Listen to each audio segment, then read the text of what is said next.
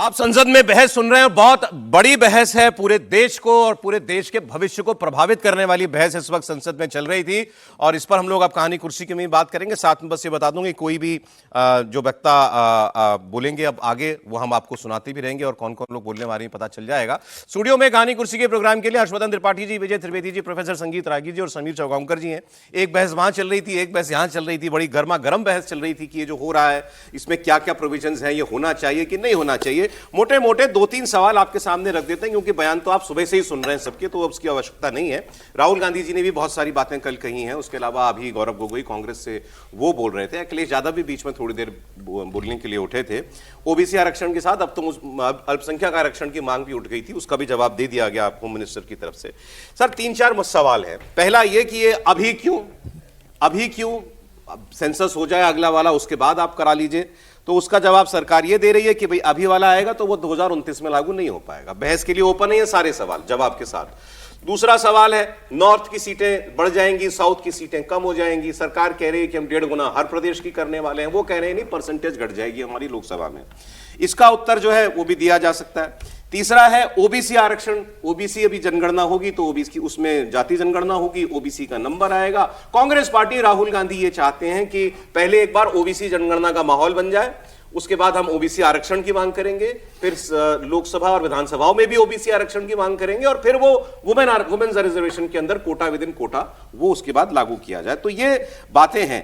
अब क्रक्स क्या है, सबसे पहली बात, और इसमें और अगर इसको ब्रेक डाउन कर दें, नॉर्थ साउथ एक चीज, सर एक एक करके शुरू कर दें, फिर क्या है। नॉर्थ साउथ वाली बात कर लेते हैं। और सरकार में आप जितने लोग ऑपोजिशन में बोल रहे होंगे ना, एक बात आप नोटिस करेंगे, वो सब कह रहे हैं वुमेन रिजर्वेशन के पक्ष में है और अभी लागू कर दो।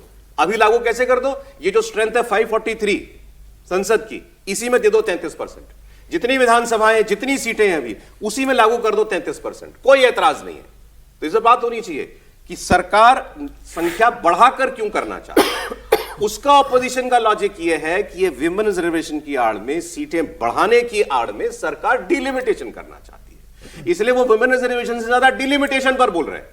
राहुल गांधी ने भी कल बोला, उसके बाद एक उन्होंने पोस्ट भी किया, आप सुन रहे होंगे कि उनका कहना है कि ये मनमाने तरीके से डिलिमिटेशन करके जो सीटों को का डिस्ट्रीब्यूशन जो है आबादी के हिसाब से, कौन सी फेवरेबल कम्युनिटी है कौन सी नहीं है, उसको रिडिस्ट्रीब्यूट करके ऐसी सीटें बना दो जो आपको, जो बीजेपी को सुहाए, ये बात। और तीसरी ओबीसी बात वाली हमने कर ही ली है। अब मुझे बताएं सर, मेन मुद्दा जो है, क्या वाकई में वुमेन आरक्षण नहीं डिलिमिटेशन है जैसा ऑपोजिशन कह रहा है? Vijay ji, women reservation bill में क्या करना था आज, ये बताइए मुझे। 29 से लागू करने के लिए संशोधन करने। देखिए समझिए, 2023 में सितंबर में जब बिल पारित हुआ तो सर्वसम्मति से पारित हो गया। तो बार बार ये कहना कि विपक्ष इसके विरोध में है या कौन पक्ष में है, ये तो है ही नहीं। सारी संसद ने उसको सर्वसम्मति से पारित कर दिया, तो इसका मतलब सब लोग उसके पक्ष में हैं। ठीक है, जब बिल पास किया गया था तब कहा गया कि भाई इसको बिल को क्यों आप नहीं बता रहे डेट 2029 में लागू करें या नहीं लागू करें, है ना।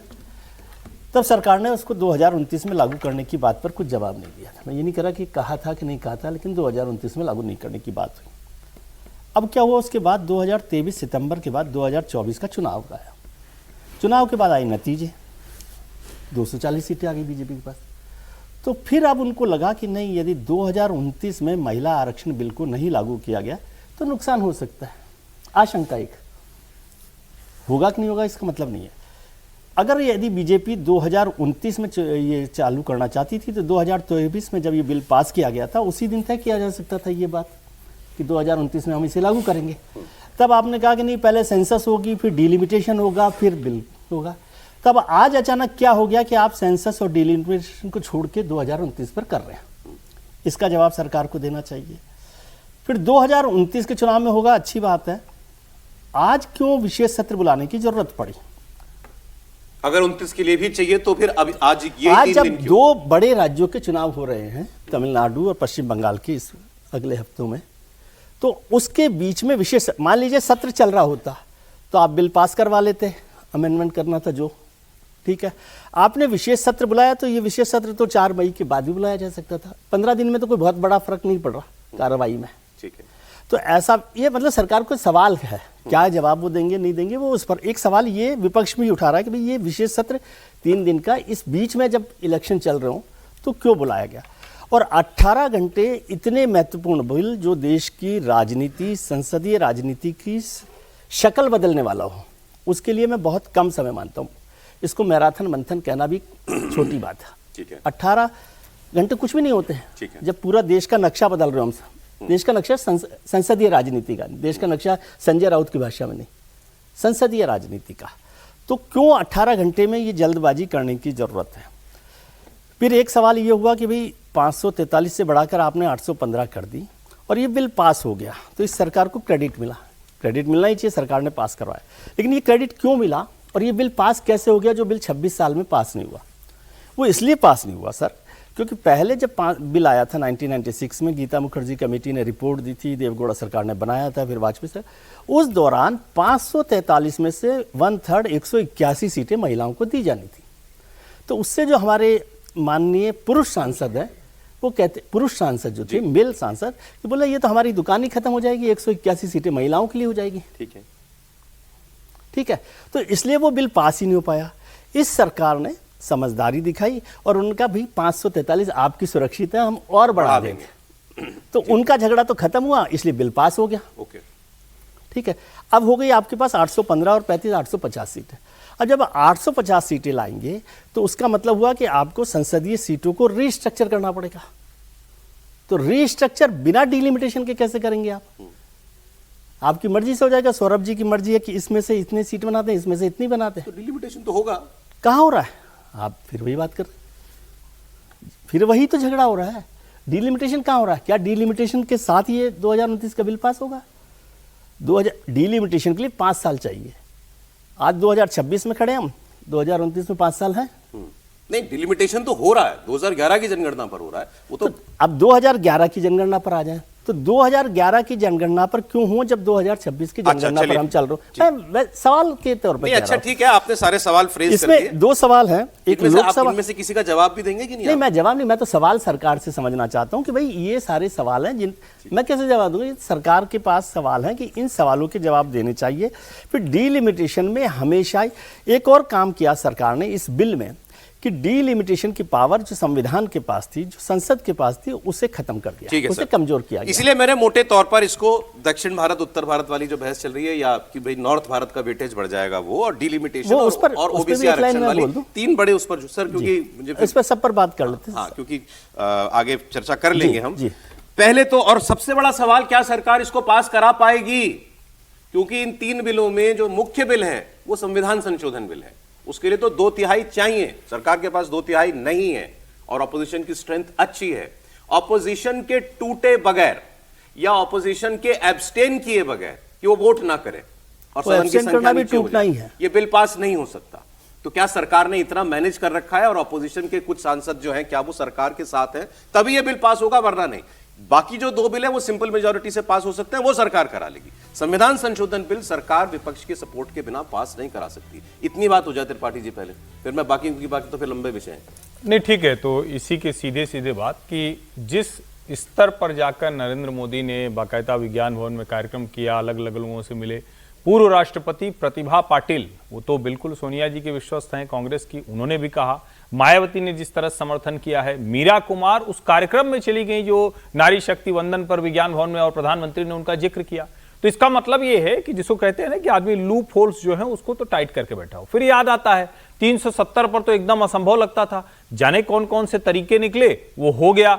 फिर याद आता है कृषि कानून, भले सरकार ने दूसरी वजहों से उसको वापस लिया, लेकिन उसको भी पारित करा लिया। मुझे लगता है कि जो 293 से 360 के बीच के 67 सीटों का फासला है, उसका कुछ इंतजाम सरकार ने कर रखा है और बिल तो सरकार पारित करा लेगी। इस पर ही बात, विमेंस रिजर्वेशन 2029 से ही लागू हो, इस पर संशोधन करने के लिए हमारी संसद बैठी हुई है, वहां बहस चल रही है और वो हम आपको बीच बीच में दिखाते रहेंगे। लेकिन वहां एक छोटी सी बहस हुई अखिलेश यादव के बीच में और सरकार के बीच में, उसमें गृहमंत्री को भी बीच में आना पड़ा। बात हो रही थी ओबीसी आरक्षण की। तो ओबीसी आरक्षण के बीच में अचानक से पता नहीं क्यों अल्पसंख्यक आरक्षण, मुस्लिम आरक्षण की बात भी आ गई। मतलब अभी तक तो ये बात कोई किसी कांग्रेस ने, किसी और बड़े दल ने भी नहीं की कि भाई इसमें मुसलमानों का आरक्षण भी होना चाहिए। फिर यह बात कहां से आई और इसका क्या जवाब दिया गया, वो आप देखिए। संविधान किसी भी प्रकार के धर्म के आधार पर आरक्षण की कतई मंजूरी नहीं दे रहा और मैं फिर से संकल्प सरकार का बताता हूं कि धर्म के आधार पर मुस्लिमों को किसी भी प्रकार का आरक्षण गैर संवैधानिक है, इसका सवाल ही पैदा नहीं होता है।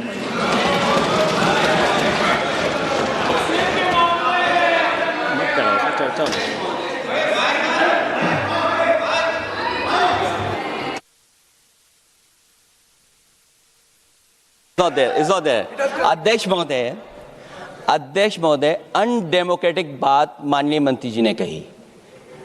हो सकता है उन्होंने धर्म की बात कही हो, लेकिन पूरा देश आदि आबादी को आरक्षण चाहता है।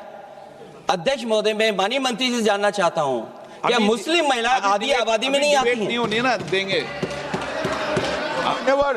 समाजवादी पार्टी सारी टिकटें मुस्लिम महिलाओं को दे दे, हमें कहां आपत्ति है? हमें कोई आपत्ति नहीं है। ये एक्चुअली अखिलेश यादव तो बाद में उठे, उनसे पहले धर्मेंद्र यादव उठे थे, समोनी के सांसद, वहां से ये बात आई और आपने देखा गृह मंत्री ने कितने तीखे तेवरों से इसका जवाब दिया। मुसलमानों को आरक्षण देने का सवाल ही नहीं उठता, संविधान में इसकी कोई व्यवस्था नहीं है। और फिर अखिलेश जी ने बात को थोड़ा घुमाया, उन्होंने बैलेंस किया बेसिकली कि भाई मुसलमान महिलाएं भी आधी आबादी में आती, लेकिन बात तो ठीक है, वो मुसलमान पर से आरक्षण तो संविधान में कहीं है नहीं। एनीवे, ये तो एक बीच में बात हुई, तो मैंने कहा त्रिपाठी जी अब आप बताएं। लाइन जोड़ दूं मैं, क्योंकि ये बात कहां से आई, अखिलेश जी को, धर्मेंद्र जी को याद इसलिए आई कि जब ये महिला बिल पास हुआ था पिछली बार 2023 में, तो MIM ने मुस्लिम महिलाओं को आरक्षण देने की बात की थी। और अब उत्तर प्रदेश में चुनाव है, MIM तो इस बात को एनकरेज करेगी, तो इसलिए उन्होंने कहा कि एक बार रजिस्टर तो कर। चलिए आप मुझे बताइए, सीधा सवाल यह है कि विपक्ष कह रहा है कि ये महिला आरक्षण तो बहाना है, मन मर्जी का डिलिमिटेशन कराना है। नहीं, मनमर्जी का डिलिमिटेशन, ये बात थोड़ा सा न समझ में आने वाली है। क्या नेहरू जी मनमर्जी का डिलिमिटेशन कराते थे, या इसके पहले जितने डिलिमिटेशन हुए वो मनमर्जी के हुए? और आपने अचानक 76 में पहले फ्रीज किया, 42nd अमेंडमेंट में, उसके बाद 2001 में अटल जी की सरकार ने फ्रीज कर दिया, तो वो भी तो मनमर्जी का ही था ना।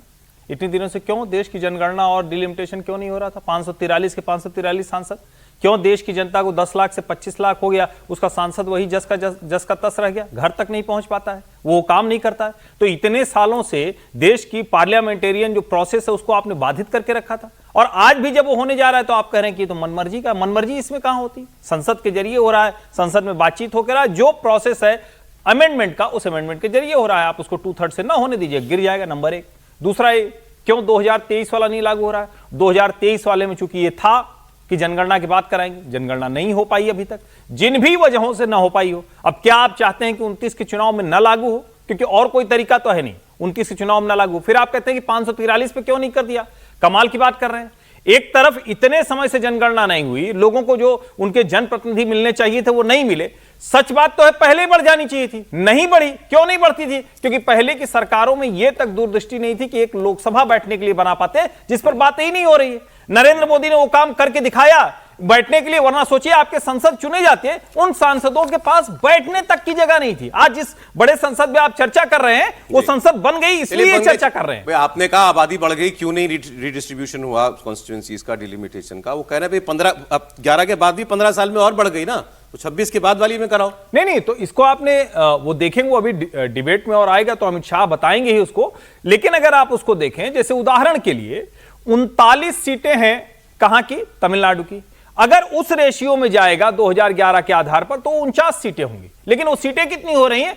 59 हो रही हैं, क्योंकि सरकार उसको एडजस्टमेंट कहिए या प्रोपोर्शनेट, जिसको इंक्रीज है, वृद्धि है, उसको कहिए, उस तरह से कर रहे हैं। और ये सिर्फ एक जगह नहीं है। अच्छा, ये जो डिबेट चलती है, एक आंकड़ा मैंने देखा तो मुझे लगा वो जरूर बताना चाहिए, कि जिसको हम बार बार कह रहे हैं ना कि साउथ का तो बड़ा नुकसान हो रहा है जी। देश तो कल भी मैंने कहा था कि उत्तर भारत तो कोई एक जगह है नहीं, और इसका ये आंकड़ा जरा मैं आपको बताऊं तो आपको ये रोचक आंकड़ा है। 1881 में उत्तर भारत की जनसंख्या थी 49.85%, दक्षिण भारत की थी 21.56। आज जब 2011 के हिसाब से देखें तो 46.47 रह गई है, और दक्षिण की 20.75। तो ज्यादा किसकी घटी है? उत्तर भारत की घटी है। और जो लोग कहते हैं कि जनसंख्या नियंत्रण, तो सबसे ज्यादा माइग्रेशन कहां से हुआ? उत्तर भारत से हुआ। कहां हुआ? कहीं महाराष्ट्र हुआ, कहीं गुजरात हुआ, कहीं तमिलनाडु हुआ, कहीं कर्नाटक हुआ, कहीं तेलंगाना हुआ। उसको कोई कंसिडरेशन में नहीं डाल रहा है। और अगर चलिए, ठीक। उसको यूं भी देखें तो जो पूर्वी भारत है उसकी जनसंख्या तो और ज्यादा इस बड़ी पर अभी इसको दूसरे राउंड में करते हैं, पहले ये वाली बात हो जाए, डिलिमिटेशन कराना लेकिन है। एक लाइन में बोल दूं, वो जरूरी है, वो जिसको आपने कहा कि सबसे, ये तो यूं ही बीच में मैंने चला दिया था, मूल मुद्दा है वो।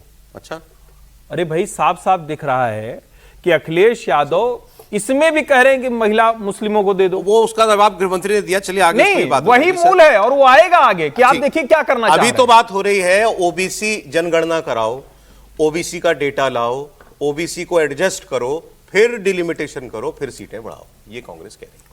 देखिए, कांग्रेस यदि इस रास्ते पर थी तो कांग्रेस जब पहले विमेन रिजर्वेशन बिल लाने की बात आती थी तो कांग्रेस इसका विरोध क्यों करती थी? शरद यादव तो पहले से कह रहे थे कि बलकट्टी महिलाओं के लिए आरक्षण आता है, आप ओबीसी रिजर्वेशन भी उसमें दे दीजिए। उस समय कायदे से कांग्रेस पार्टी को मान लेना चाहिए था, लेकिन कांग्रेस पार्टी ने माना नहीं। कल जिस बात का मैंने जिक्र किया था उसका हर्षवर्धन जी ने उसका अभी विस्तार से बताया वो बात, और मैं यही कल बात करना चाहता था कि उस बुक का मैं जिक्र नहीं करना था, आगे विस्तार से नहीं बात करना चाहता था, लेकिन उस पुस्तक में ये पूरे डिटेल से दिया हुआ है कि कैसे डेमोग्राफी जो है वो पहले उत्तर भारत में कम थी, दक्षिण भारत में ज़्यादा थी, कैसे डेमोक्रेटिक शिफ्ट हुआ है और रिप्रेजेंटेशन उसी के आधार पर आज जब उधर से मांग आती है तो ये नाजायज मांग है। जरा एक मिनट के लिए विमर्श को जरा दूसरे तरीके से देखें तो क्या भारत उत्तर दक्षिण पूर्व पश्चिम में बटा हुआ है? कल नॉर्थ ईस्ट के स्टेट कहना शुरू कर दें कि भाई हमारे यहाँ इतना बड़ा विस्तार है, हमारे यहाँ हम कुछ कंट्रोल ही नहीं कर पाते हैं, हमारे होने या न होने से जो है वो भारत के सरकार के बनने और न बनने का कोई तर्क नहीं होता है। तो हमारे लिए आप सीटें, चाहे हमारी जनसंख्या जितनी भी हो, हमें आप सीटों का विस्तार 3 गुना 4 गुना 5 गुना जितना करना है आप कीजिए, क्योंकि हमारे होने और न होने से कोई फर्क नहीं पड़ता है। और ये शिकायत तो है उनकी। नहीं, मैं तो फिर कह रहा हूं कि जरा इस तर्क को खींचना चाहिए और पूरी तरीके से खींचना चाहिए। आज दक्षिण भारत में 1 स्टेट है, 4 स्टेट है। कर्नाटक से ऐसी बातें तो नहीं आ रही हैं, क्योंकि कर्नाटक में भारतीय जनता पार्टी भी है, कांग्रेस कर रही है वहां से। तेलंगाना में कांग्रेस कर रही है। दक्षिण भारत में आंध्र प्रदेश में नायडू जी नहीं कर रहे हैं, साथ है सरकार। हाँ, मैं वही कह रहा हूं, नायडू नहीं कर रहे हैं। क्या वो दक्षिण भारत का स्टेट नहीं है? कर्नाटक दक्षिण भारत का हिस्सा नहीं है? कल जाकर के किसी ने कहा कि ये द्रविडियन पॉलिटिक्स के कारण ऐसा हो रहा है। तो क्या द्रविडियन पॉलिटिक्स बंदूक की नल पर ये करके ये करेगा? इसी विषय पे एक स्टेटमेंट मैंने देखा कांग्रेस के सांसद का, उन्होंने तो ये कहा कि ये सारी एक्सरसाइज से पहले आपको रिविजिट करना पड़ेगा कॉन्स्टिट्यूशन में जो मूल भावना है, 1 man 1 vote 1 value, 1 man 1 vote 1 value, पहले उस पर विचार करो। भाई अगर आपको दक्षिण के राज्यों को आबादी से डिस्प्रोपोर्शनेट ज्यादा सीटें देनी है, जो मांग है, और जो अगर अभी 1.5 गुना हुई तो वो भी ज्यादा होंगी, तो वो कह रहे हैं कि 1 मैन 1 वोट 1 वैल्यू नहीं होना चाहिए। मैं तो कह रहा हूं कि ये संविधान की मूल भावना के और उसके प्रिंसिपल के खिलाफ है, जिसके बारे में पूरा कांग्रेस पार्टी और उनके गिरोह के लोग जो हैं, बौद्धिक गिरोह, जिन्होंने अखबारों में लेख लिखा, बाकी बातें की, टेलीविजन पर आकर के बातें की, उन्होंने कहा कि अनकॉन्स्टिट्यूशनल है। मैंने जो बात कल भी कही थी, एक मिनट, मैं बस वही कह रहा हूं, ये बात कल भी, आपकी बात प्रिंसिपली बिल्कुल ठीक है और मैं एग्री कर रहा हूं, हर वोट की वैल्यू बराबर है, बिल्कुल। और राज्यों में सीटें, संसद में सीटें राज्यों के हिसाब से हैं या आबादी के हिसाब से हैं, तो जहां आबादी ज्यादा वहां सीटें ज्यादा होनी चाहिए। और ये लेकिन मेरा सवाल यह है कि इस पर विवाद होगा, इसीलिए 1971 के बाद नहीं किया गया, इसीलिए 2001 के बाद नहीं किया गया। यही बात हम कर रहे थे कि सबको पता है इस पे विवाद होगा, प्रिंसिपल के खिलाफ जाके विवाद किया जा रहा है, लेकिन होगा। कल तो कह दिया था ना एक ने कि नक्शा मत बदल देना देश का, तो क्या उस पर हम केवल एक प्रिंसिपल स्टैंड पर अड़ जाएं कि नहीं ये लिखा है ऐसा ही होगा, या फिर आप मान बनाओ बोल करते हैं? नहीं, देखिए दो बातें हैं। या एक तरफ आप कहते हैं कि कॉन्स्टिट्यूशनल वैल्यू का सम्मान किया जाना चाहिए, एक बात आप कहते हैं कि कॉन्स्टिट्यूशनल प्रिंसिपल्स की सम्मान होना चाहिए। तो जो आप बात कह रहे हैं वो तो कॉन्स्टिट्यूशनल प्रिंसिपल के एकदम खिलाफ है। खिलाफ, बिल्कुल ठीक। आप तो बिल्कुल ही उसके खिलाफ जा रहे हैं। फिर आप कह रहे हैं ये फेडरल भावना के, कैसे ये फेडरल भावना के खिलाफ है भाई? फेडरल भावना में कोई एक स्टेट जो है वो बंदूक की नली रख दे और कहे कि नहीं ऐसा ही होना चाहिए, तभी वो कॉन्स्टिट्यूशनल है। और एक बात और जो जिसका मैं जिक्र कल से करना चाहता था, आप नहीं करने दिए थे, आज मैं उसका करना बहुत जरूरी है। कह रहे हैं कि भाई दक्षिण के स्टेट हैं और हमारा इसमें हमने जनसंख्या कम की है और उसके कारण हमारा जो है वो लॉस हो रहा है। ठीक है, अच्छी बात है। 1952 में मुसलमानों की जनसंख्या 9.6% थी, आज 18% हो गई। हिंदुओं को खतरा है उससे। मुसलमानों को डिसइनफ्रेंचाइज कीजिए, न उनका 9.6 पर फ्रीज कीजिए, क्योंकि उनकी जनसंख्या बढ़ने के कारण हिंदुओं को खतरा है, उनके रिप्रेजेंटेशन को खतरा हो रहा है, क्योंकि हिंदुओं की जनसंख्या 76% के आसपास आ गई है, उस समय 86% के आसपास। तो उनके वोट की वैल्यू बढ़ा दे। तो उनके जिनके एक मुसलमान परिवार में यदि 6 बच्चे हैं तो उनके माँ बाप को और उनके 2 बच्चों को आप डिसएनफ्रेंचाइज कीजिए, हटाइए उनको। अरे उनका सिटीजनशिप उनको सिटीजन इस लॉजिक पे तो यहां तक बात जा सकती है। नॉर्थ साउथ वाली बात। ये तो लोगों के दिमाग में आ रहा होगा ना कि ये मुस्लिम और ओबीसी विरोधी लोग हैं जो ऐसी बात कर रहे हैं। अभी इसमें अभी 2 बातें रह गई हैं करने की, डिलिमिटेशन की और ओबीसी की। ठीक, थोड़ी सी, क्योंकि ये नॉर्थ उस पर सीटों की संख्या पे ज्यादा बात हुई। समीर जी ने ही मुझे एक लेख भेजा, मैंने मांगा उनसे भी, मुझे दिखा रहे थे। ये जो डिलिमिटेशन वाली बात है ये क्यों जरूरी है, क्योंकि ऑपोजिशन ये कह रहा है कि 2029 के लोकसभा चुनाव को जीतने के लिए डिलिमिटेशन अपने सुविधा अनुसार करा करके 2029 के चुनाव में सरकार जाना चाहती है कि फेवरेबल कंडीशंस बन जाए। राहुल गांधी ने कल 2-3 इसके उदाहरण भी दिए। जैसे उन्होंने कहा कि असम में यह किया गया कि मुस्लिम सीटों को क्लब कर दिया कि इन मुसलमान आबादी, वहां 40% मुस्लिम आबादी है, कि भाई मुसलमान आबादी का इंपैक्ट ज्यादा सीटों पर ना हो, इनको कम सीटों में मुस्लिम आबादी को वो कर दो, समेट दो। जम्मू कश्मीर में ऐसा हुआ, उमर अब्दुल्ला ने कल स्टेटमेंट दिया। तो ये बातें की जा रही। राहुल गांधी ने कल 2-3 उदाहरण और दिए कि ऐसी ऐसी कॉन्स्टिट्यूएंसी भी बनाई गई है जो कॉन्टिग्युअस ही नहीं है। मतलब ये जैसे मेरा एक हाथ है तो इसमें से एक कॉन्स्टिट्यूएंसी का गोला यहां है और उसी वही कॉन्स्टिट्यूएंसी का दूसरा गोला यहां है। नॉन कॉन्टिग्युअस कॉन्स्टिट्यूएंसी बना दी गई है, या ऐसी कॉन्स्टिट्यूएंसी बना दी गई है जिसके बीच में से नदी भी गुजरती है या पहाड़ भी है, तो पहाड़ के उस तरफ वाली आबादी और इस तरफ वाली आबादी, वो भी एक कॉन्स्टिट्यूएंसी बना दी गई है। ये सूट करता है गवर्नमेंट को, ऐसा उनका आरोप है। मैं भी आरोप ही कह रहा हूं, ये उनका आरोप है। अब ये परिसीमन वाली जो बात है, हमारी बहुत बहस हुई अभी प्रोग्राम से पहले इसमें। समीर जी ने जो मुझे भेजा है, ये दैनिक भास्कर का आर्टिकल है, ये लिख रहा है अभी तक सीटों का आधार 1971 की जनगणना थी जो 2026 तक फ्रीज थी, अब सरकार इसको हटा देगी, नो प्रॉब्लम, क्योंकि आगे तो आपको करना ही है। फिर आगे वो कह रहे हैं परिसीमन कब होगा और किस जनगणना के आधार पर होगा, यह संविधान की जगह संसद एक साधारण कानून बनाकर तय कर सकेगी। अभी तक कॉन्स्टिट्यूशन ये कहता है after every census there will be delimitation. वो अनिवार्यता खत्म हो गई है। पहले हर जनगणना के बाद परिसीमन अनिवार्य था, अब ये सरकार की इच्छा पर निर्भर करेगा कि कब डिलिमिटेशन किया जाएगा। तो समीर जी ये ठीक है, बिल्कुल बराबर है सरकार का ये किया चेंजेस। लेकिन मुझे लगता है कि प्रधानमंत्री मोदी ने जो बात कही थी कि देश के कई ऐसे पेंडिंग काम है जो करने के लिए मुझे ईश्वर ने भेजा है और मैं वो करूंगा, भले उसको लेकर कोई विवाद हो और कई तरीके के मतलब विपक्ष प्रश्न उठाए, लेकिन देश के अंदर जो चीज़ें जरूरी हो ना, वो सारे काम मैं इस देश के अंदर अपने कार्यकाल में करने की कोशिश करूंगा। और मुझे लगता है कि प्रधानमंत्री मोदी ने इसी आधार पर ये जोखिम उठाया, रिस्क उठाई और तय किया कि तमाम तरह के आरोप उनके ऊपर लगेंगे। इसी तरीके से होना देश के लिए जरूरी है। देखिए, मुझे लगता है कि क्यों नहीं होना जरूरी है।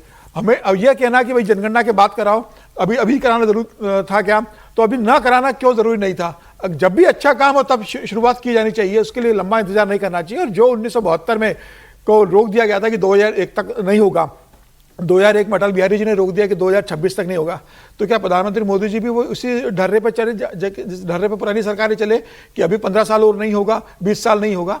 प्रधानमंत्री मोदी इस समस्या को हमेशा के लिए खत्म करना चाहते हैं और लगातार 55 साल से जनगणना के आधार पर 55 साल की जो जनगणना थी उसके आधार पर जो 543 सीट्स का बना हुआ था, उसके बाद कोई चेंजेस नहीं हुआ। उसके बाद जनसंख्या इतनी बड़ी है, भारत इतना बदला है, तो अभी वक्त आ गया करने का। सरकार को लगा उस 2023 सितंबर में जब सरकार ने बिल पास किया था विशेष सत्र में 5 दिन में, तब सरकार को लगा होगा कि हम जनगणना भी करवा लेंगे, परिसीमन भी हो जाएगा, उसके बाद हम इसको लागू कर लेंगे। लेकिन अब सरकार को लग रहा है कि भाई अब यह समय नहीं है कि हम 2034 तक इंतजार करें। महिलाओं को उनका 33% का आरक्षण का जो हक है वो हमें इसी अगले लोकसभा चुनाव और उसके बाद विधानसभा चुनाव से देना है, तो हमें इसी स्थिति में लेकर आना होगा। 543 में दे दो 33%।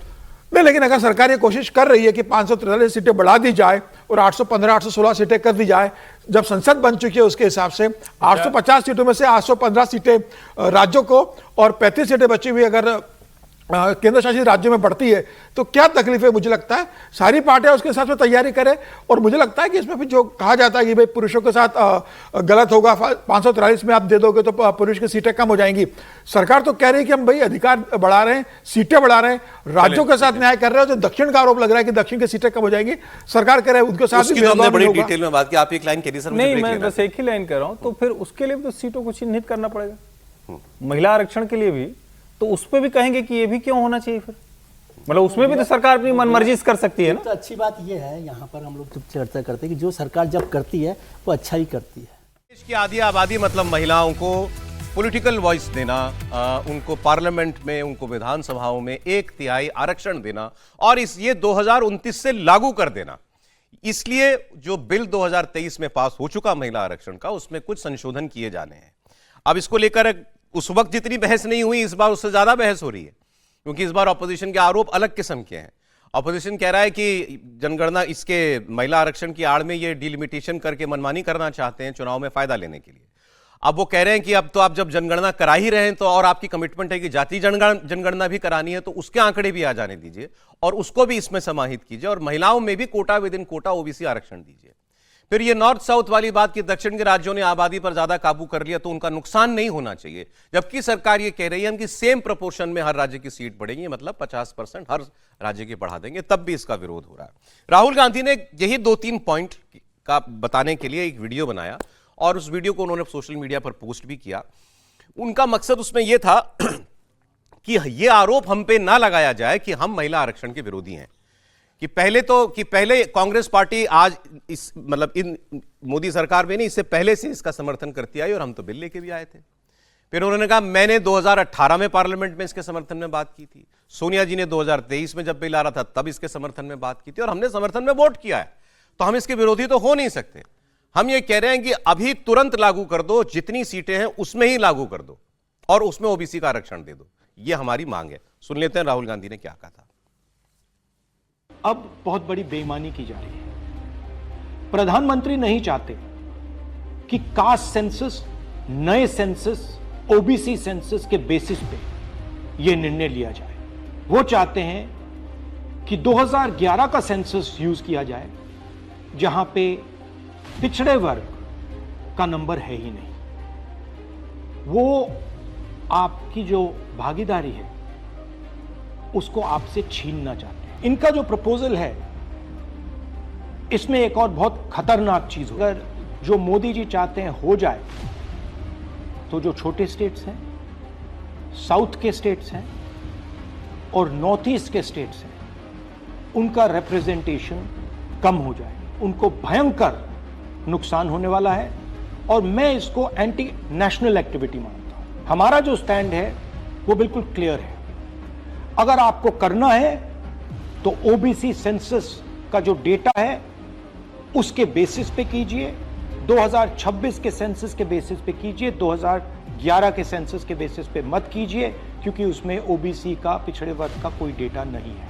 और अगर आप सचमुच में विमेंस बिल इंप्लीमेंट करना चाहते हो तो आपके पास विमेंस बिल पड़ा हुआ है, उसको आप इंप्लीमेंट कीजिए, हम आपको पूरा समर्थन देंगे। राहुल गांधी की बात का लब्बा-लुबाब यह था कि हम इस बिल का समर्थन नहीं करने जा रहे, हम इसको पास कराने में सरकार की मदद नहीं करेंगे। और क्योंकि सरकार उसके बाद अगर ऐसा करता ऑपोजिशन तो यह आरोप लगाएगी कि यह महिला विरोधी हैं, तो वो उसके जवाब में उन्होंने पहले ये डैमेज कंट्रोल के लिए वीडियो बनाया। बाकी पार्लियामेंट में वो भी बोलेंगे, प्रियंका जी भी बोलेंगी, सब लोग बोलेंगे, अपनी अपनी बात वो रखेंगे। गौरव गोगोई ने कांग्रेस की तरफ से शुरुआत में अपनी बात की है। अब सवाल ये कि ये पास कैसे होगा, पहले इसकी बात कर लेते हैं। राहुल गांधी की बात पर आप लोग जवाब दे दीजिएगा। अभी आप देखिए बीजेपी सरकार के पास 292 सांसद हैं, 292। इसमें बीजेपी के अपने 240 हैं, टीडीपी चंद्रबाबू नायडू की पार्टी के 16 हैं तो ये दक्षिण के राज्य के मुख्यमंत्री, लेकिन ये सरकार के साथ है। जेडीयू के 12 हैं, वो 7 हैं, शिवसेना शिंदे इनके साथ हैं 7, तो ये, और एलजेपी रामविलास मतलब चिराग पासवान के 5, जनसेना ये भी वो है पवन कल्याण उनके 2, जेडीएस के 2 देवेगौड़ा जी के और आरएलडी के जयंत चौधरी जी के 2, ये बनते हैं 292। ऑपोजिशन की अगर बात करें, ऑपोजिशन के पास है 233, 233, कांग्रेस के अपने 98, सपा के 37, टीएमसी के 28, डीएमके के 22, Shiv Sena UBT 9, NCP 8, RJD 4, left 4, अन्य 23। पास कराने के लिए 2/3 बहुमत जो है वो है 360। मैं बाकी दो की नहीं बात करता जो कि सिंपल मेजोरिटी से पास होने, क्योंकि वो करा लेगी सरकार। मुख्य है ये जो पहला बिल है जो मेन वो। अच्छा, अखिलेश यादव ने बोलना शुरू कर दिया, सुन लेते हैं पहले बस। अध्यक्ष महोदय, मैं अभी भारतीय जनता पार्टी के माननीय सदस्य को भी सुन रहा था, उनके वरिष्ठ सदस्यों को भी और माननीय मंत्री जी को मैंने सुना है, और इस महत्वपूर्ण विषय पर उन्होंने अपनी बात रखी है। समाजवादी पार्टी महिला आरक्षण के पक्ष में है और समाजवादी पार्टी का इतिहास रहा है कि हम लोगों ने हमेशा महिलाओं को आगे बढ़ाने के लिए काम किया है। हमारे नेता जिनकी विचारधारा पे हम लोग आगे बढ़ रहे हैं, डॉक्टर राम मनोहर लोहिया, उन्होंने हमेशा जेंडर जस्टिस और सोशल जस्टिस की बात की है। हम समाजवादी लोग जेंडर जस्टिस और सोशल जस्टिस के पक्ष में हैं और महिलाओं का आरक्षण 33% हो उसके भी पक्ष में हम लोग बोल रहे हैं। और ये लड़ाई हमारी निरंतर चल रही है और कहीं न कहीं आरक्षण हमारी पीढ़ी के आह्वान को और मजबूत कर रहा है। लेकिन जिस तरह की बातें हमें सुनने को मिल रही हैं, अब भारतीय जनता पार्टी नारी को नारा बनाने की कोशिश कर रही है। भारतीय जनता पार्टी इस आरक्षण को लेकर के भाजपा अपना नारी का नारा बनाना चाहती है और बदलने की कोशिश कर रही है। जिन्होंने नारी को अपने संगठन में नहीं रखा, उनके मान सम्मान के लिए कैसे रखेंगे? और अगर ये बात गलत है, अध्यक्ष महोदय, जिस पेरेंटल संगठन से आप निकले हैं उसमें मान सम्मान के लिए संगठन में कितनी नारी हैं ये बता दें आप। और इनका, क्योंकि पिछले कई वर्षों से अध्यक्ष जी ये सरकार में है और मैं सुन रहा था माननीय मंत्री जी को मैं सुन रहा था, उन्होंने बहुत सारे योजनाएं, बहुत सारे कार्यक्रमों की जानकारी दी। लेकिन अगर हम दुनिया के आंकड़े देखें, जेंडर इक्वलिटी में हम कहां खड़े हैं? हम 146 में 127वीं जगह पर खड़े हैं। और अगर हम इनके खुद के सरकारों को देखें अगर, तो अध्यक्ष महोदय इनके 21 जगह सरकारें हैं। 21 जगह यूनियन टेरिटरी और स्टेट मिलाकर के और सहयोगी दलों के साथ मिलकर के 21 सरकारें इनकी हैं। भारतीय जनता पार्टी ये बताए कि उनके 21 स्टेट में जहां सरकारें उनके सहयोगी साथियों के साथ चल रही हैं, कितने मुख्यमंत्री इनके बने हुए हैं? कितनी महिला मुख्यमंत्री बनी हुई इनकी? जीरो। और जो दिल्ली की बनी हुई हैं, हालांकि वो हाफ चीफ मिनिस्टर हैं और वो भी महिला होने के नाते केवल हाफ चीफ मिनिस्टर हैं। नहीं, अधिकार कहां है? एक चीफ मिनिस्टर के जो अधिकार होते हैं, एक स्टेट के जो अधिकार होते हैं, क्या आपके दिल्ली की मुख्यमंत्री के पास वो अधिकार है? और फिर जो अभी तक जो सबसे बड़ी पार्टी है, जो सबसे बड़ी पार्टी अपने आप को कहते हैं, पूरे देश में जितने भी इनके विधायक चुने गए हैं, आप बताओ आपकी संख्या क्या है? 10% से ऊपर नहीं जा पा रहे हैं आप? क्या 10% से ऊपर हैं आप? और फिर लोकसभा की गिनती में अगर हम देखें तो लोकसभा की गिनती में कितने संख्या में आप हैं? इसलिए अध्यक्ष महोदय, जहां हम ये कहते हैं कि हम महिला आरक्षण के पक्ष में हैं, वहीं कुछ सवाल हमारे भी आपके लिए हैं। मैं उससे पहले याद दिलाना चाहता हूं कि कई बार लोग ये कहते हैं कि समाजवादी पार्टी विरोध करती है। अगर हम अपनी बात कहना चाहें तो डॉक्टर राममनोहर लोहिया, जिनकी विचारधारा पर हमारी समाजवादी पार्टी का आधार है, उनके द्वारा हमेशा महिलाओं को पुरुषों के बराबर की हिस्सेदारी हर क्षेत्र में देने की बात कही गई। और मैं उनको कोट करना चाहता हूं कि संस्कार का आरंभ महिला से होता है। यदि महिला जागृत है तो पूरा समाज जागृत हो जाता है। ये लोहिया ने हमारे जिस विचारधारा पे हम लोग चल रहे हैं वो हम आपको बताना चाहते हैं। जब तक महिलाएं राजनीति में नहीं आएंगी, सामाजिक क्रांति अधूरी रहेगी। लोहिया जी ने निरंतर महिलाओं की राजनीति में महत्वपूर्ण भूमिका पर बल दिया है और समाज में वास्तविक परिवर्तन उनके योगदान से ही आ पाएगा। इसलिए मैं याद दिलाना चाहता हूं अध्यक्ष महोदय, उत्तर प्रदेश में पंचायत में सबसे पहले आरक्षण महिलाओं के लिए लागू करने का काम समाजवादी पार्टी ने किया। तो जहां महिलाओं के पक्ष में है उनके आरक्षण के, वहीं हमारा सवाल यह भी है कि जल्दीबाजी क्यों है? आखिरकार महिला आरक्षण के नाम पर जल्दीबाजी क्यों है भाजपा के अंदर? सच तो यह है कि भाजपा जनगणना को टालना चाहती है, और जनगणना को टालने का मतलब है कि जाति जनगणना को टालना चाहते हैं।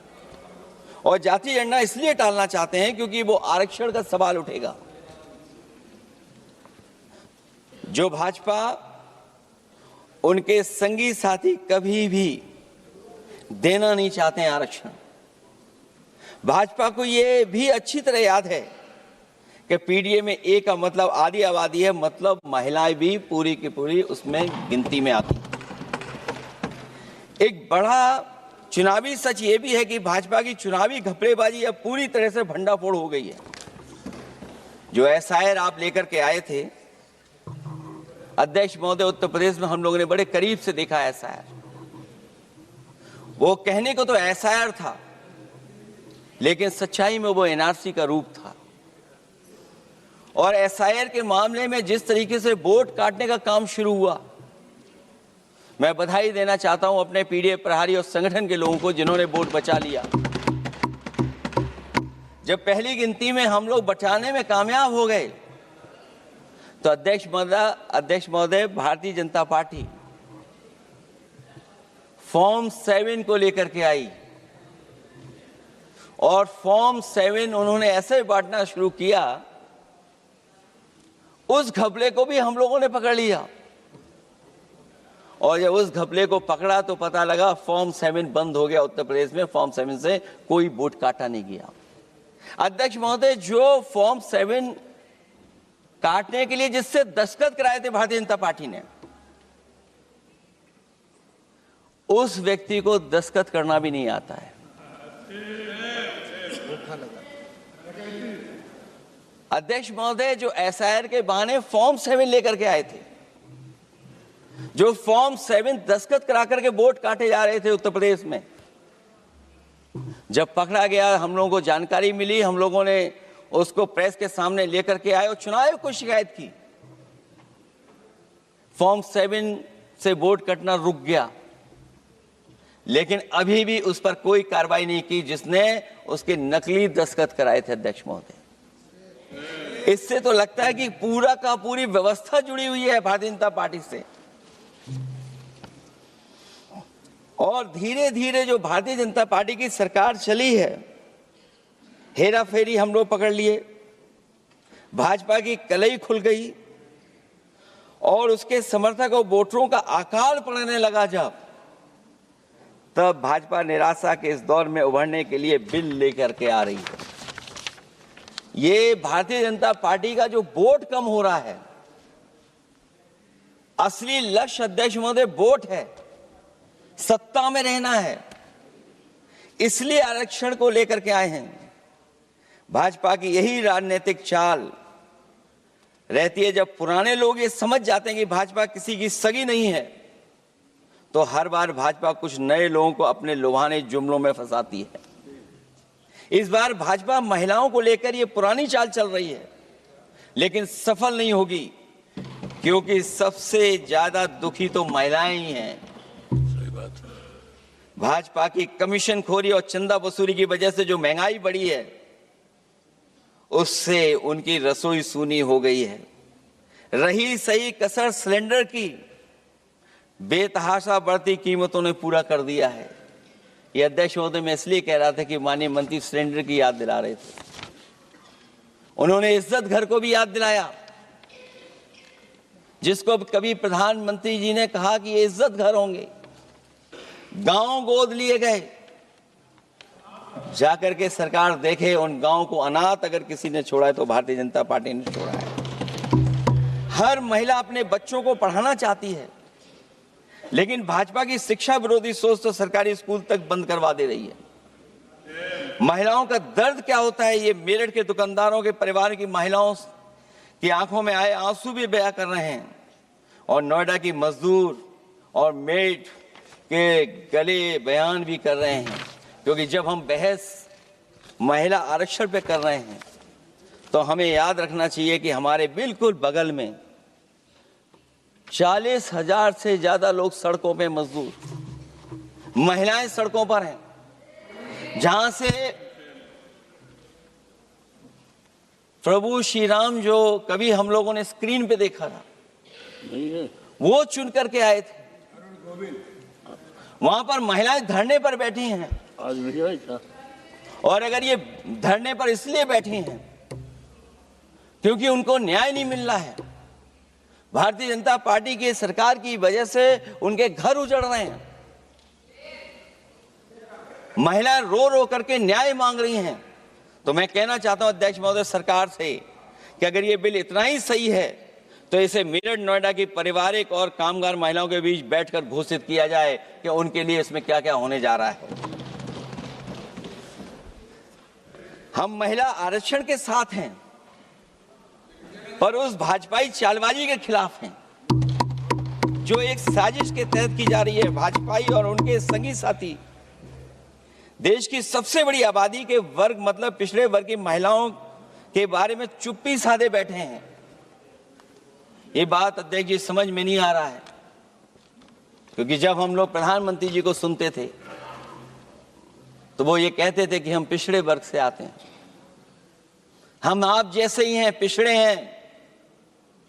लेकिन जब आरक्षण की बात हो रही है तो पिछड़ों की संख्या इसमें कितनी है, हमें उम्मीद है कि सरकार इस पर जरूर बात अपनी रखेगी।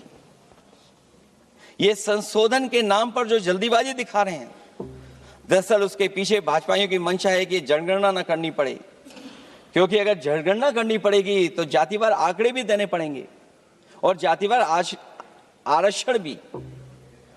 ये भाजपा का एक बहुत बड़ा षड्यंत्र है, जिसमें जनगणना आधारित परसीमन को नकार कर पिछड़ों का अधिकार लूटा जा रहा है। ये लोकतंत्र के खिलाफ खुफिया लोगों की गुप्त योजना है, जो अब तक स्वीकार नहीं, जब तक प्रक्रिया के साथ हम लोग स्वीकार कभी नहीं कर सकते, जब तक इसका लागू करने का तरीका ठीक ना हो। अगर पिछड़ों की आबादी कम से कम अगर हम ये गिन लें कि 70%, 80% से ज्यादा है, अध्यक्ष महोदय अगर हम उनको 66% मान लें तो इनकी आबादी कम से कम पिछड़ों की 33% होगी, आधी आबादी की जनसंख्या, जिनके हक की बात तो है ही नहीं इसके अंदर। इसका मतलब यह हुआ कि पिछड़े वर्ग की 33% महिलाएं, उनको हक देना नहीं चाहते ये लोग, हक उनका छीनना चाहते हैं। और फिर जो डिलिमिटेशन का साथ साथ लेकर के आए हैं, ये डिलिमिटेशन क्या है अध्यक्ष महोदय? ये डिलिमिटेशन है कि इलेक्टोरल मैप को बदल दें। हमारे पूर्व में कांग्रेस के सदस्य ने ठीक कहा है कि जब डिलिमिटेशन की बारी आई तो इन्होंने पूरी रणनीति बना करके कि किस तरीके से लोकसभाओं के क्षेत्र बनाए जाएं, क्षेत्र कैसे बने जिससे कि उन्हीं को पॉलिटिकल लाभ मिले। वो हम लोगों ने आसाम में भी देखा और जम्मू कश्मीर में भी देखा है। इसलिए हम चाहते कि पहले जनगणना हो और जनगणना जब आंकड़े सही आ जाएंगे अध्यक्ष महोदय, तब जाकर के डिलिमिटेशन ठीक होगा। और अगर आंकड़े ही ठीक नहीं हैं तो फिर आरक्षण कैसे ठीक होगा? क्योंकि आरक्षण का आधार ही हमारा जनसंख्या पर है। कहीं ऐसा तो नहीं कि आधी आबादी में ये मुस्लिम को भी ना गिनते हो, मुस्लिम महिलाओं को। इसलिए हमारी मांग होगी कि आधी आबादी में पिछड़े और मुस्लिम महिलाओं को भी जोड़ करके इस आरक्षण को पूरा किया जाए। एक जो हमें आशंका है कि जब आरक्षण होगा और डिलिमिटेशन होगा और जब संख्या बढ़ेगी तो उत्तर प्रदेश की संख्या विधानसभा की 500 से ऊपर होने जा रही है। और अगर 500 से ज्यादा होने जा रही है तो उसमें सरकार क्या विचार कर रही है? कहीं कोई ऐसा षड्यंत्र तो नहीं है जो हम महिला आरक्षण के बहाने उस षड्यंत्र को छिपा करके आगे बढ़ रहे हों? क्योंकि उत्तर प्रदेश में 120 सीटें तो लोकसभा की होने जा रही हैं और विधानसभा की सीटें तो अगर 600 हो रही हैं, अगर 600 हो रही हैं तो कहीं ऐसा तो नहीं अध्यक्ष महोदय उसमें भी कोई साजिश षड्यंत्र हो? जो षड्यंत्र हम लोगों को समझ में नहीं आ रहा हो। और अगर षड्यंत्र रहेगा तो जैसे अयोध्या हारे आप, एक बार फिर उत्तर प्रदेश आप हार जाएंगे। और 33% सीटें कौन सी होंगी? आप अगर सीट रिजर्व कर देंगे, कॉन्स्टिट्यूंसी रिजर्व हो जाएगी, तो अध्यक्ष महोदय ये महिलाओं के बीच ही कंपटीशन करा देंगे। अगर कॉन्स्टिट्यूंसी रिजर्व होंगी तो अध्यक्ष महोदय महिलाओं के बीच ही कंपटीशन हो जाएगा। क्योंकि वो अध्यक्ष महोदय वो माननीय सदस्य कह रहे हैं कि वो तो होना चाहिए, वो सास बहू वाली तो हार गई हैं आपकी।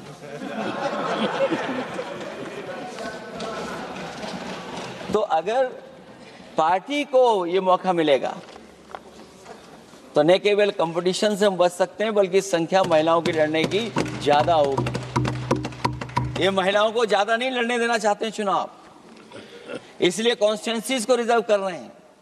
अध्यक्ष महोदय हमारा पक्ष है, हमारी मांग है कि ये जो लागू हो आरक्षण वो पार्टी को मौका मिले, पार्टी लड़ाए उनको, पार्टी संख्या तय करे। इसके साथ साथ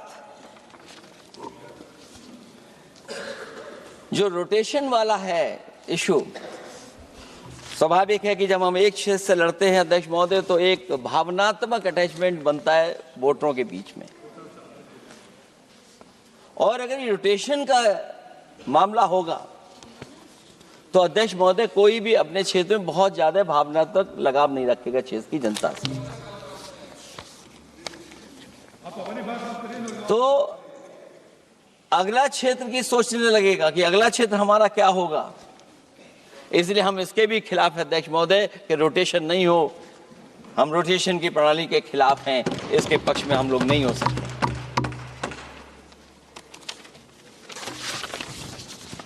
इसलिए अध्यक्ष महोदय हमारी मांग होगी कि पहले सेंसस कराए, जनगणना कराई जाए। और अगर ये जनगणना नहीं कर रहे हैं तो इसका मतलब धोखा दे रहे हैं। क्योंकि पुराने बिल में जो हम लोगों ने बात देखी और रखी थी उस समय वो यही था कि जनगणना करा करके महिला आरक्षण बिल आएगा। लेकिन ये लोग 2011 का लेकर के आ रहे हैं। इसका मतलब इनकी पूरी तैयारी है कि कौन सा लोकसभा क्षेत्र कैसा होगा। इनके गुप्त लोगों ने वो कहीं ना कहीं नक्शा बना करके रखा होगा, जिसको आरक्षण पास होते ही, बिल पास होते ही ये लागू करने की कोशिश करेंगे। और जो और सुधार होने चाहिए महिलाओं के, जो सुधार होने चाहिए, उन सुधारों पे इसमें बिल में कोई विशेष योजना या विशेष बात नहीं हो रही है। बिना उनके लिए लाभ पहुंचाए, सस्तीकरण किए, शायद हम पूरा उनको हक नहीं दे पाएंगे। मैं अध्यक्ष महोदय आपसे यही निवेदन और अपील करूंगा कि पिछड़ों को, माइनॉरिटी को, खासकर मुस्लिम महिलाओं को आरक्षण दिया जाए। जो सेंसस से ये दूर भाग रहे हैं, वो इसीलिए भाग रहे हैं क्योंकि जाति जनगणना की मांग उठेगी, और अगर जाति जनगणना की बात उठेगी तो आरक्षण की बात और उठेगी। हमें उम्मीद है कि हम लोगों की बात मान करके सरकार उस पर विचार जरूर करेगी। जब हम आरक्षण देना चाहते हैं तो बिना पिछड़ा, बिना मुसलमानों के शायद हमारा जो लक्ष्य है महिला आरक्षण का, वो पूरा नहीं होगा। इन्हीं शब्दों के साथ आप सबका बहुत बहुत धन्यवाद।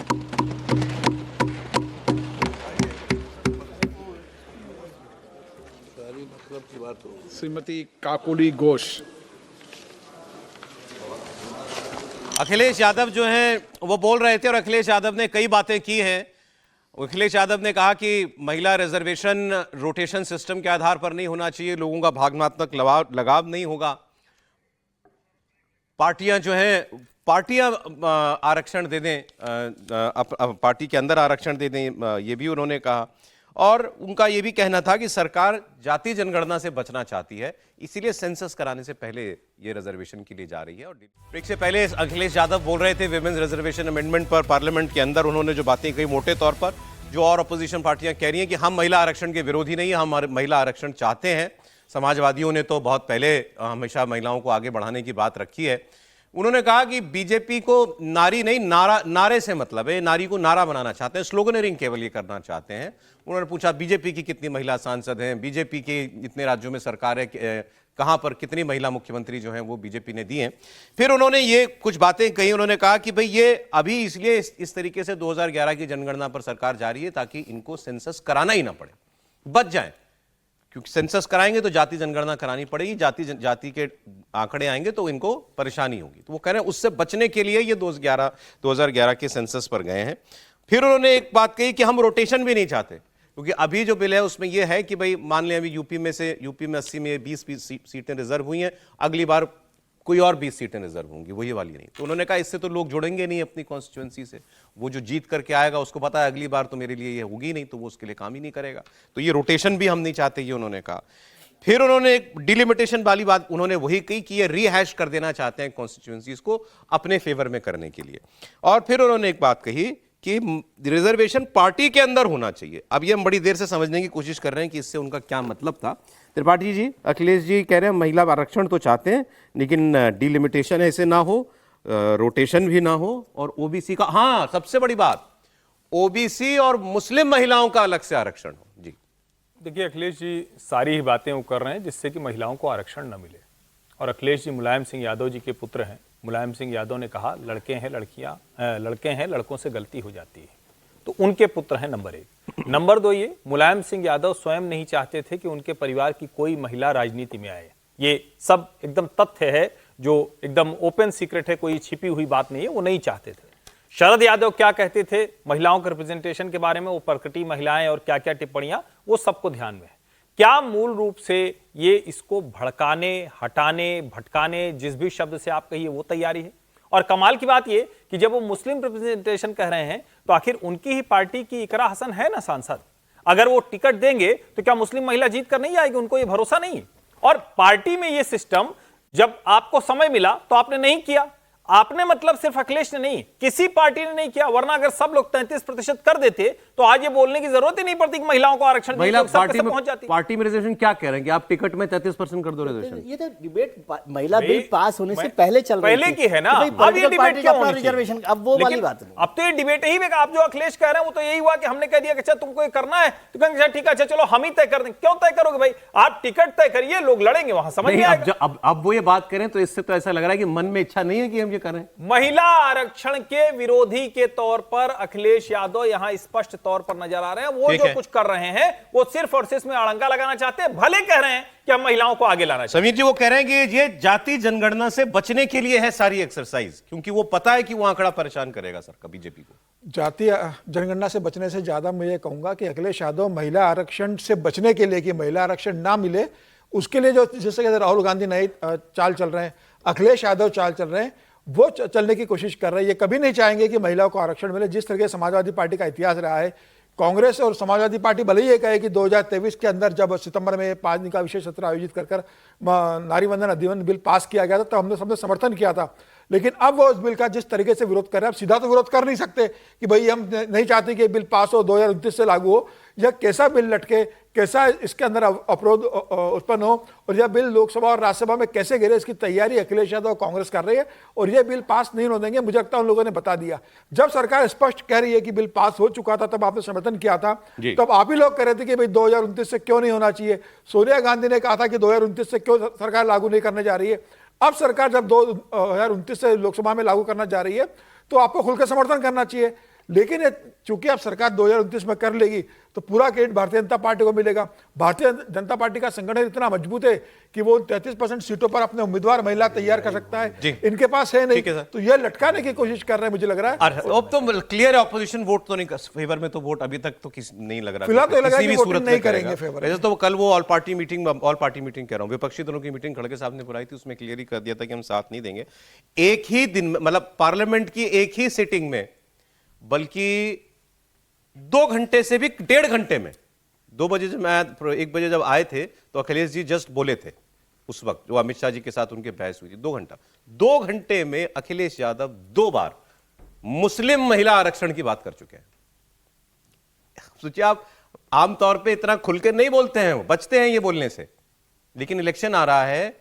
अभी अमित शाह जी और इनकी जो हुई थी थोड़ा सा जो वाद विवाद, उसमें भी इन्होंने ये कहा था कि आप आधी आबादी में मुस्लिम महिला को नहीं मानते, और अब उन्होंने बिल्कुल खुल के कहा कि ओबीसी प्लस मुस्लिम महिला को आरक्षण मिलना है। अमित शाह जी ने कह तो दिया सर कि सारी महिलाओं को आप मुस्लिम, बट मैं कह रहा हूं आप 2 घंटे में दूसरी बार उनके मुंह से पार्लियामेंट में ये बात सुन रहे हैं। बहुत साफ है, वो उत्तर प्रदेश का इलेक्शन है, उनको बहुत बड़ी चुनौती वो मान करके चल रहे हैं कि आने वाले दिनों में जो है वो, जैसा विजय जी ने कहा था कि वो असउद्दीन ओवैसी को उनको चुनौती सामने दिख रही है और अब उनमें प्रतियोगिता चलेगी। कांग्रेस पार्टी, असउद्दीन ओवैसी और समाजवादी पार्टी, ये तीनों प्रतियोगिता करते हुए देखेंगे आने वाले 1 साल में। जब तक उत्तर प्रदेश का चुनाव नहीं हो जाता है तब तक मुस्लिम आरक्षण, मुस्लिम महिलाओं का आरक्षण, वो इन्होंने जानबूझ करके उन्होंने, ताकि मुस्लिम महिलाओं को वो गोल बंद कर सके, मुसलमानों को वो गोल बंद करके कि देखिए आपके लिए हमने इस आरक्षण में भी, महिलाओं के आरक्षण में भी हमने मुस्लिम महिलाओं का आरक्षण अलग से सुनिश्चित किया। दूसरा, जब वो रोटेशन बंद करने की बात करते हैं तो मुझे ठीक ऐसा ही लगता है जैसे मुस्लिम लीग का एक प्रस्ताव था आज़ादी से पहले कि भाई जो मेजॉरिटी कॉन्स्टिट्यूएंसी है ना हमारी मुसलमानों की, उसमें कोई और नहीं लड़ सकता है, मुसलमान ही लड़ सकता है। तो ये मानसिकता तो दिख रही है समाजवादी पार्टी के। मुझे लगता था कि एक गंभीर चर्चा में गंभीर बात लेकर के आएंगे और रसोई गैस से सिलेंडर तक चले आए, सारी चीजें लेकर के आ गए, महंगाई के मुद्दे को लेकर के आ गए। मुद्दा क्या था, बातचीत क्या थी, कहीं और जाकर के। इसमें कोई दो राय नहीं है कि यदि ये होता है जी, और विपक्ष को राजनीति करने का ये पूरा अधिकार है, उसे करना चाहिए कि हाँ भाई इससे भारतीय जनता पार्टी को बेनिफिट हो सकता है, डिलिमिटेशंस हो सकता है कि जो है वो भारतीय जनता पार्टी अपने सुविधा अनुसार करा ले, यानी कि उसको संस्थाओं पर विश्वास नहीं है तो स्वाभाविक है कि इस प्रति प्रश्न तो होगा ना कि नेहरू जी से लेकर के श्रीमती इंदिरा गांधी तक जितने डिलिमिटेशन कराए थे अब सब अपनी राजनीतिक सुविधाओं के अनुसार आपने कराया था। आज जब भारतीय जनता पार्टी केंद्र में सत्ता में है और तब वो काम करने के लिए जा रही है, तब आप उस पर आरोप लगा रहे हैं कि आप तो संस्थाओं का दुरुपयोग सर। करेंगे और डिलिमिटेशन करा करके हमारे संभावनाओं को आप खत्म करने जा रहे हैं। ये एक आरोप अरे है। लेकिन बहस है, बहस अच्छी है। विजय जी ने हालांकि कहा कि बहस के लिए समय कम है, इस पे तो और बहुत बहुत ज्यादा बहस होनी चाहिए थी, और सिर्फ पार्लियामेंट में नहीं, पार्लियामेंट के बाहर भी बहस होनी चाहिए थी। देखिए, रोटेशनल सिस्टम को और मुस्लिम लीग की डिमांड को दो बिल्कुल अलग अलग चीज़ें हैं। महिला बिल में महिलाओं के आरक्षण में रोटेशनल का व्यवस्था इसलिए क्योंकि जो 50% आबादी, मान लें SC ST की रिजर्वेशन हमने किया या मुसलमानों का करे या किसी का भी करे, तो वो जातियाँ, वो समाज कहीं कहीं अलग अलग जगहों पर ज़्यादा है, इसलिए SC SC सीट हमने रिजर्व कर दी। महिलाएं तो पूरे देश भर में हर जगह बराबर है, हर जगह 50% तो है। इसलिए किस सीटों को नहीं, रिजर्वेशन वो किया गया। रोटेशन होना ही होना है। वो ओबीसी पर भी लागू करने के लिए बोल रहे हैं। मैं इसको बात वो तो ओबीसी पर दूसरी भी बात लागू है कि करने के लिए बोल इसके रहे लिए हैं। रोटेशनल व्यवस्था की गई कि भाई सब जगह पर ये हो जाए और 15 साल में ये पूरा हो जाए।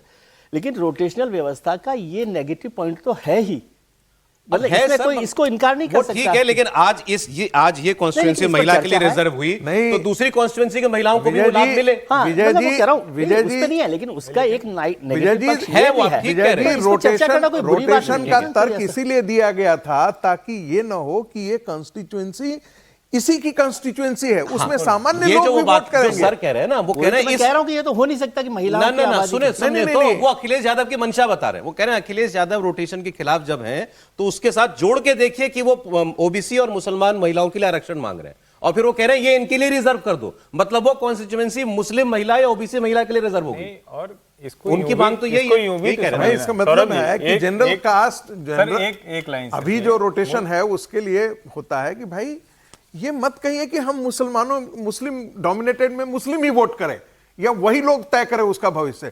जनरल कैटेगरी भी वोट करने का अधिकार रखता है, वो भी इन्फ्लुएंस करे। चले ये अच्छा, मूल इसके सर मैं ना इस पे आना चाहता हूं कि सिर्फ बिल का एक होगा लाइन क्या। बोल दूं। भाई जैसे दूसरी चीजों में आप करते हैं, रोटेशन इसीलिए है कि ये राजशाही नहीं है, किसी की बपौती नहीं है, किसी की ठेकेदारी नहीं है। आज आप चुनाव यहां से लड़ रहे हैं, कल नहीं लड़ेंगे। ग्राम प्रधान से लेकर सांसद तक ये होता है, और अगर आप आज ये कह रहे हैं कि रोटेशन नहीं होना चाहिए, इसका मतलब आपके मन में कुछ दूसरी बात है। ये मूल व्यास है। अब बात की इस बिल का होगा क्या। विपक्ष कह रहा है हम साथ नहीं देंगे, हम इसके साथ नहीं है। मैंने शुरुआत में आपको थोड़ा सा आंकड़ा जो है इसका बताया था, 360 वोट चाहिए, सरकार के पास लोकसभा में 292 वोट हैं, तो बाकी कहां से आएंगे। ऑपोजिशन के कौन से सांसद टूटेंगे, क्या कोई कांग्रेसी टूटेगा, सपा के 37 हैं वो टूटेंगे, टीएमसी के 28 हैं वो टूटेंगे। सुनने में आया है कि टीएमसी के कुछ लोग एब्सटेन कर सकते हैं, डीएमके के 22 हैं, वो तो कह रहे हैं हम सड़कों पर विरोध करेंगे, काले कपड़े पहन के वो आए थे आज। शिवसेना, यूबीटी, एनसीपी, यदि सारी महिलाएं अगर महिलाएं आ जाएं तो अलग बात है। यदि आकर के वोट करने के लिए तैयार हो जाएं तो बताएं सर, आपको क्या लगता है पास करा लेगी सरकार। नहीं, देखिए ये जो नंबर है, ये नंबर होता है वैसा का वैसा नंबर है जैसे सेफोलॉजी में होता है कि इतने % स्विंग कर जाए तो इतने % वोट हो जाएगा। इसका कोई मायने नहीं, मतलब ये नंबर तो पार्टी पोजीशन के हिसाब से हम लोग चर्चा कर रहे हैं, हम तो ये उसी पे फैक्ट बात है। कर सकते हैं। नहीं, हाँ। ये फैक्ट है। हाँ। लेकिन पॉलिटिक्स तो फैक्ट नहीं होती ना। सही। पॉलिटिक्स तो अर्थमेटिक भी है और केमिस्ट्री भी है। तो सरकार जो है अपनी अर्थमेटिक को केमिस्ट्री के साथ मिला के क्या कर रही होगी, वो है कि वो जो 67 लोग हैं उनमें से, अच्छा इसमें टूटना कुछ नहीं है, 67 में से कुछ लोग मान लीजिए एब्सटेन ही कर जाए पूरी पार्टी, कि जैसे अखिलेश जी है, मैं उनके लिए नहीं कह रहा, लेकिन अखिलेश जी कहे कि नहीं ये आप जब तक ओबीसी का बिल, ओबीसी को इसमें शामिल नहीं करेंगे तो हम इसमें समर्थन नहीं करते आपका बिल का, और हम वॉकआउट कर रहे हैं।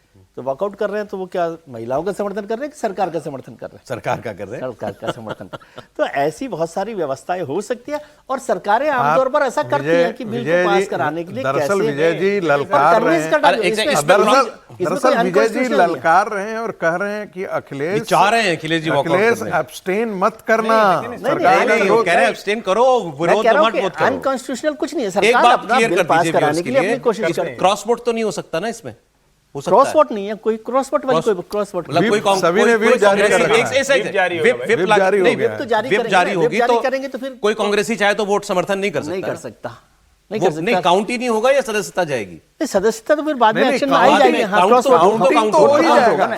वही मैं कह रहा हूँ, इसीलिए पूछा, चाहे तो वोट कर दे, बाद में उस पर जो एक्शन होगा वो लेकिन होगा। सरकारें तो बड़े पैमाने पर पार्टी के लेवल पर भी तो कर सकती है काम। बिल्कुल आप कर उसको भी सकती तो है। सोचिए, आप केवल एमपीज के पीछे नहीं, मैं सहमत हूँ, ये जो अन्य है ना, मैं कह रहा हूं कि अगर अखिलेश जी और के इतने ये मत गंभीर सोचिए। प्रश्न हैं और वो तय कर रहे हैं कि नहीं हम उन प्रश्नों को बिना हम वोटिंग में नहीं जाएंगे, बाहर जाएंगे, तो तो इसमें आप लोग abstain क्या करना एतराज- ही चाहिए। तो करेंगे और abstain। वैसे कोई इसको जाना नहीं चाहिए, क्योंकि सभी देखिए इसमें एक बात समझिए कि जो अपोजिशन को हम लोग टारगेट कर रहे हैं वो महिला विरोधी है, तो उन सबने तो महिला बिल पास किया है ना। ठीक है, मैं सर्वसम्मति से बिल मैं पास इसको किया। थोड़ा और नहीं, वो सिंप्लीफाई बड़े करता हूं। मजबूरी देखिए में पास किया। 360 यदि उनको होता चाहिए तो बहुत पहले पास कर देते। पहले देवगौड़ा एब्सोल्यूट जिला नंबर है की कि बात उसी कर समय पास कर सर, देते। एब्सोल्यूट नंबर की बात कर हाँ, absolute एब्सोल्यूट नंबर मतलब अगर सारे सांसद जितने चुन के आए सब प्रेजेंट हों लोकसभा में, तब अभी एक ही हाउस की बात कर लेते हैं, जैसे मैनेज होगा दूसरे में भी हो जाएगा। तो अगर सारे प्रेजेंट हो जाएं तो अभी सभी स्ट्रेंथ है 540, 540 में से चाहिए 360, सरकार के पास है 292, कितने और लगते हैं? 68 और चाहिए, 68 और चाहिए। अब मैं कहता हूं एब्सटेन हो गई जी, कई लोग जो है व्यस्तता की वजह से, बीमारी की वजह से, किसी भी वजह से विदेश में होते हैं बहुत 15 लोग वो जोड़ लीजिए जो अभी किसी पक्ष में नहीं है। अब उन पे आ रहा हूं पहले उस पर सर, मैं तो कह रहा हूं अभी सरकार को नेट एब्सोल्यूट नंबर में 68 और चाहिए जो उसके पास नहीं है, बाकी सब विरोध में है, विपक्ष में है, ठीक है, या 23 उसमें से अन्य है, उसमें से कुछ एक मैनेज हो जाएंगे, बाकी 233 शुद्ध विपक्ष है, शुद्ध विपक्ष, ठीक, जिसको आप इंडिया ब्लॉक कहते हो। मान लीजिए अब ये 68 जो 360 चाहिए या जो 540 की स्ट्रेंथ है, इसको थोड़ा और घटा दीजिए आप। इसमें से 40-50 मान लीजिए आते ही नहीं हाउस में, 50 लोग हाउस में नहीं आते। शरद पवार को भी आपने जोड़ लिया है पार्टी को, अभी वो आप इंडिया ब्लॉक में जोड़ा है सर। तो मैं कह रहा हूं कि ये 68 की रिक्वायरमेंट घट के मान लीजिए 40 भी आ गई, एब्सटेन हो गए कई लोग, 40 भी आ गई, 30 भी आ गई, वो भी ले आएगी क्या सरकार? वो नहीं ला सकते सर। अगर 30 भी अतिरिक्त वोट चाहिए तो क्या सरकार इनमें से किसको तोड़ेंगे भाई? नहीं तोड़ सकते। कांग्रेस टूटेगी क्या? सपा टूटेगी, टीएमसी टूटेगी, डीएमके कौन टूटेगा? तो फिर पास कैसे होगा? सवाल ये समीर जी। नहीं, लेकिन इससे पहले सवाल ये भी तो हो सकता है ना कि क्या सरकार वाकई चाहती है इस बिल को पास कराना? ये फिर ये है सवाल, ये सवाल भी तो किया या जा सकता है यही ना। मैसेज देना है कि देखो इन्होंने पास नहीं होने दिया। हाँ, ये तो कह रहा हूँ कि ये सब सरकार महिला अपनी विरोधी मंशा है। जाहिर कर सकती है कि हम इस बिल को पास कराना चाहते लेकिन हैं। दोनों मामले में सरकार की जीत है। बिल पास हो गया तो सरकार की जीत है कि भाई प्रधानमंत्री मोदी ने इस बिल को पास करा लिया, 2023 में भी पास हुआ और इस बार भी विपक्षी दल विरोध नहीं कर पाया, प्रधानमंत्री मोदी को क्रेडिट मिलेगा। अगर ये बिल पास नहीं हो पाया तब भी सरकार की जीत है कि सरकार कहेगी कि हमने पूरी कोशिश की थी, विशेष 37 दिन का बुलाया, विपक्ष महिला विरोधी है, उन लोगों ने इस महिलाओं की आधी आबादी को अधिकार नहीं मिलने दिया और पूरे देश में भारतीय जनता पार्टी सत्ता पक्ष इस बात को लेकर जाएगा और विपक्ष को इस बात को जनता के बीच में ले जाने बहुत महिलाओं के बीच में मुश्किल होगा कि उन्होंने इस बिल का विरोध क्यों किया। तो सरकार जानती है कि भाई महिलाओं का विरोध करना विपक्ष के लिए इतना आसान नहीं होगा, क्योंकि कई राज्यों में चुनाव में लगातार 3 साल बाद लोकसभा के चुनाव में, तो जनता इस बात का, जब महिलाएं इस बात का हिसाब मांगेगी, तो मुझे लग रहा है कि विपक्ष भी इस बात से परेशान है कि हम महिला बिल का समर्थन तो किया हमने 2023 में, लेकिन आज अगर विरोध करेंगे तो उसका ठीकरा हम पर फूटने वाला। आपको क्या लगता है सरकार पास कराने के लिए बिल लाई है या माहौल इनको विरोधी, महिला विरोधी साबित करने के लिए? सरकार पास कराने के लिए लेकर आई है। 2029 में प्रधानमंत्री मोदी का बहुत क्लियर है कि 2029 में लागू करना है, तो सरकार पास कराने के लिए लेकर तैयारी के साथ आई है, तैयारी के साथ आई है। सरकार का कोई बड़ी होगा कि सरकार इसको पास कराएगी। उदाहरण से जाएं तो सरकार कोई ऐसा बिल लेकर ही नहीं आती जिसको उसको पास न कराना हो। मूल यहां से आए और 74-75 जो महिला सांसद हैं 543 में से, क्या वो महिला सांसद इस पर वोट करेंगी? और वोट करेंगी तो क्या इस आरक्षण के पक्ष में करेंगी या विरोध में करेंगी? 40-42 जो महिला सांसद राज्यसभा में हैं वो किस पर वोट करेंगी? और हमने जिसको कहते हैं ना कि क्रॉस पार्टी लाइन से महिलाओं की आवाज सुनी तो वो करें कि नहीं नहीं ये होना चाहिए। मैंने तो ये तक कहते सुना लोगों को कि लोग कह रहे हैं कि नहीं नहीं हो, उसके बाद जो चीजें हैं उसको तय कर लेंगे, जो टेक्निकल और उसको कम ज्यादा होगा कर लेंगे। पहले हमें हमारा अधिकार तो मिले, आप महिला को अधिकार नहीं देंगे, पहले उसको बांटेंगे। ये एक बात त्रिपाठी जी की अखिलेश का विरोध करेंगे। सोचना ना सर, विरोध कैसा कि विप के अगेंस्ट तो कोई नहीं जा सकता, 3.5 साल की भाई पार्लियामेंट बची हुई है। महिला पुरुष की बात ही नहीं होती। नहीं, मैं वो जो बात क्या पार्टी लाइन से लग जाता है, हमारे यहाँ पार्टी डेमोक्रेसी है। इन्होंने जो बात की केवल उसी के वो ठीक बात कह रहे हैं कि भाई 75 महिलाएं मान लीजिए, अब 75 महिलाएं भी विप से बंधी हैं क्योंकि पार्टी से आई हैं, तो पार्टी के खिलाफ वोट नहीं कर सकते, बाहर तो जा सकती है। वो भी तो वोट करना हो गया ना। नहीं, आप गलत तरीके से समझ रहे हैं। वो भी विप में आया, वो तो विप में ही है, वो भी विप में आया। आप इसको गलत तरीके से समझ रहे हैं। बिल्कुल करेक्ट किया आपने। तो वो वोट अगर नहीं दे रहे, वोट करने का है तो वोट ही करना पड़ेगा, वोट करना पड़ेगा। ये नहीं कि वोट नहीं करेंगे या एब्सटेन करेंगे तो फिर कैसे होगा त्रिपाठी? और एमपी जो है वो पार्टी विप से जुड़े हुए होते अपनी सदस्यता कोई लाइन दांव पे नहीं लगाएगा। मैं फिर कह रहा हूं कि पार्टी विप से जुड़े हुए हैं, लेकिन अभी ये भी देखना होगा कितने लोगों ने विप जारी किया है, कितने लोग में क्या कह रहे हैं। कॉन्स्टिट्यूशन बिल में, और ये सर एक मैं निवेदन कर दूं, कोई भी कॉन्स्टिट्यूशन अमेंडमेंट बिल बिना विप के कोई पार्टी नहीं रहती। नहीं, वो बिल नहीं तो रहती इश्यू है। करती है, इसमें कोई वो तो लेकिन सिस्टम में है। इसमें जिस ठीक है, तरह ठीक से है, ठीक है, जो ठीक है। नारी शक्ति वंदन अधिनियम को लेकर जो उस वक्त का हुआ और जो अभी है, जी, ठीक है, पार्टियों के वो बदले हैं ना स्टैंड। सर मुझे तो अभी ब्रेक अंत लेना में ही क्या पड़ेगा, होगा ये आप देखना बहुत होगा। शॉर्ट में कुछ कह सकते मैं हैं, यही कह रहा तो हूं। कहें वो तो मैं क्योंकि कह फिर रहा हूं, प्रधानमंत्री के पार्टी बोलने का का समय स्टैंड 3 बजे नहीं, का बस एक ही लाइन कि देखिए विप का उल्लंघन करते हैं तो उनकी सदस्यता ऑटोमेटिक नहीं जाती है, जा सकती है। मैं फिर आपसे दोहरा रहा हूं, जा सकती है, ऑटोमेटिक नहीं जाती है। ठीक है सर, तो ठीक है। ऐसे देखिए में क्या होता है। क्या पॉलिटिकल पार्टियां अपने सदस्यों को खोने का जिसे कहते हैं रिस्क लेंगी क्या?